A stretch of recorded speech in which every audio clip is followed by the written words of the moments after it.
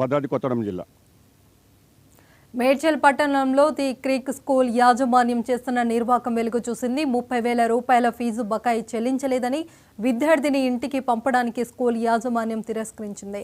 ఇక పాఠశాలలో 4వ తరగతి చదువుతున్న సూరక్షన్ సింగ్ 30,000 ఫీజు బకాయి చెల్లించాల్సి ఉంది. అయితే విద్యార్థిని ఇంటికి పంపకుండా పాఠశాలలోనే ఉంచారు.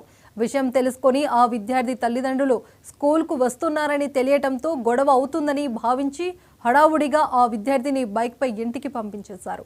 ఇక పాఠశాల యాజమాన్యం చర్యలపై తల్లిదండ్రులు నిరసన వ్యక్తం చేశారు.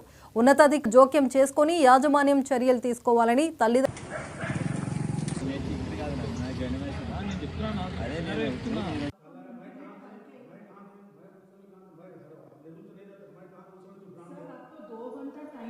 अरेंजमेंट करने के लिए 2 घंटे नहीं लगते 2 घंटे 6 बजे तक इधर कोई था सिक्योरिटी था और कोई transfer just then I left I was here 6 o'clock तक उसको 5 बजे उसका पेट में दर्द हो गया खाना वाना लेके आते थे कुछ लीजिए पर हमारा प्रॉब्लम है तो आप लाइट ఆల్రెడీ 1 ఇయర్ ఫీజు 1,00,000 రూపాయలు నేను హాఫ్ నుంచి ముందు ఎక్కువ కట్టేసాను. ఆల్రెడీ మధ్యాహ్నం ఫోన్ వచ్చింది నాకు స్కూల్ నుంచి. నేను ఏం చెప్పినా రేపు మార్నింగ్ 9 o'clock మొత్తం బిల్లు పేమెంట్ ఎంత పెండింగ్ ఉంది మొత్తం కట్టేస్తా. వాళ్ళు ఏం చెప్పినాడో సరే ఓకే.